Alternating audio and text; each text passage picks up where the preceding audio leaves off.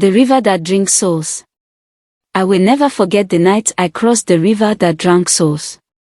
My life, my village, and my entire belief system changed that night.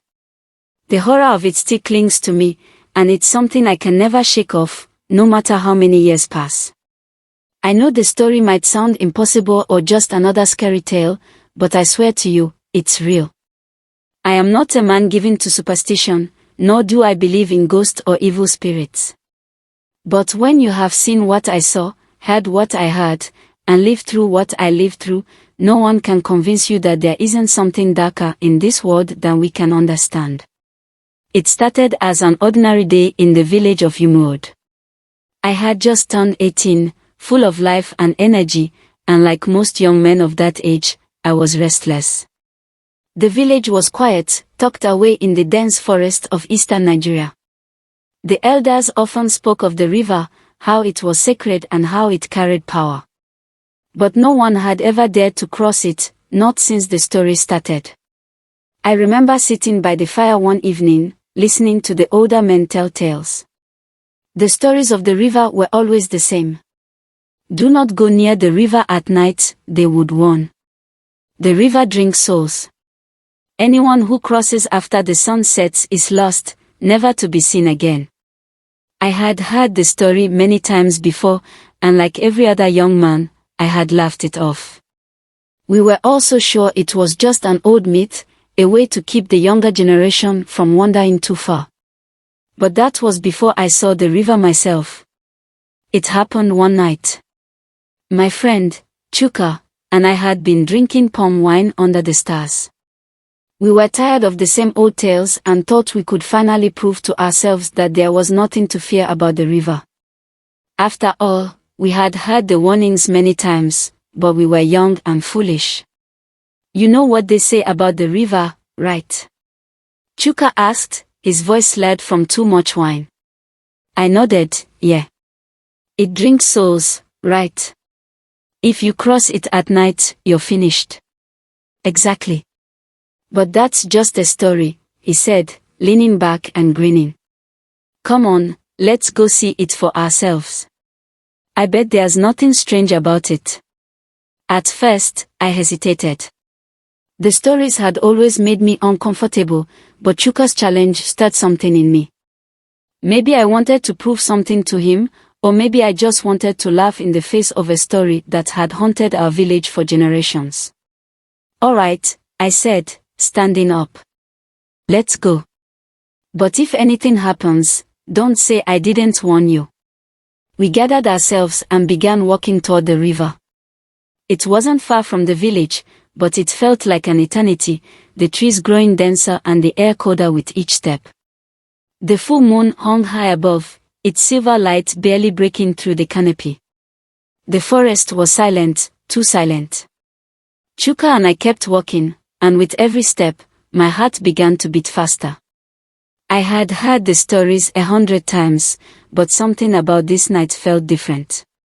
The air around us seemed to hum with a strange energy, like it knew what we were about to do. As we neared the river, I saw it dark and wide, its surface reflecting the moonlight in a way that made it look like a mirror. The water was still, too still, as though it were waiting. We stood at the edge, staring at it. See, Chuka said, breaking the silence. There's nothing wrong with it. It's just water. But as soon as the words left his mouth, a strange feeling washed over me. The air grew heavier, and I felt something cold on the back of my neck. I turned around quickly, but the forest behind us was empty, dark, and lifeless. Chuka didn't seem to notice. He was too busy laughing and poking fun at the old stories. I took a step closer to the water, my feet sinking slightly into the soft earth. The river seemed to be alive, as though it was breathing, moving beneath its still surface. I didn't understand it, but it felt wrong. Something was wrong. Then I heard it. A soft whisper, just at the edge of my hearing. Viv. I froze, my blood running cold. I looked at Chuka, but he was still too distracted. I wanted to call out to him, to warn him, but my mouth was dry. I didn't know what was happening, but I knew I had to leave. But it was too late. Before I could move, I felt a strong pull from the water. I turned to run, but something grabbed my ankle, pulling me down. I looked back and saw Chuka, his face contorted in terror as his body was yanked into the water. He screamed, but the scream didn't sound like him. It was distorted, almost inhuman. Chuka! I screamed, reaching out for him, but it was no use. The river had him, dragging him under with a force that I couldn't explain. The last thing I saw was his face, twisted in agony, as the river swallowed him whole. I stumbled back, tripping over a rock, and fell hard onto the ground. The water seemed to mock me, rippling gently as though nothing had happened. But I knew the truth. The river had taken him. I tried to get up, to run, but my legs wouldn't obey. My heart pounded in my chest, and I felt a sharp pain in my side. Something was wrong.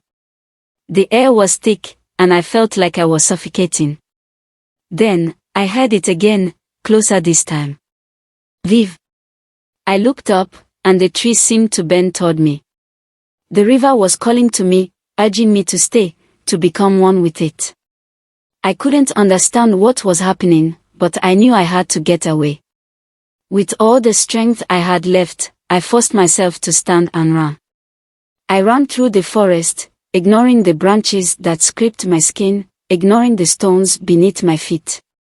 I ran until I couldn't run anymore. When I finally collapsed back in the village, gasping for breath, I saw the moon beginning to sink behind the horizon. My body trembled, and my mind was spinning. I couldn't process what had just happened.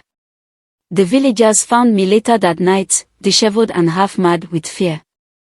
I couldn't speak at first, couldn't find the words. It wasn't until the next day, when the elders gathered around me, that I was able to explain. I told them about the river, about Chuka, and about the feeling, the pull, the whispers. They listened in silence, their faces grim. When I was done, one of the oldest men, Nziagu, spoke. "You crossed the river, didn't you?" he asked, his voice low. I nodded, tears welling up in my eyes. I didn't know what else to say. "The river that drinks souls is not a myth," Nziagu said. "It is real. It is older than the village, older than the forest. It is a curse, a punishment for those who dare defy it." He told me the story of the river, how it had been there long before the village was built, a dark force that had been sealed away by the gods to protect the living. It was said that every soul the river took would ensure that it remained bound, and those souls could never rest, never find peace. I asked him if there was any way to save Chuka. "Once it takes you," Nziagu said, shaking his head slowly, "there is no returning. The river has drunk his soul. He is gone." That was years ago, and I've never been the same since. The village still speaks of the river, but no one dares go near it. I never speak of what happened to Chuka, nor do I tell anyone what I saw that night. But there's one thing I can't forget. One thing that haunts me every day. I sometimes hear the whisper. Not as often, but it comes. And it sounds just like Chuka. Viv.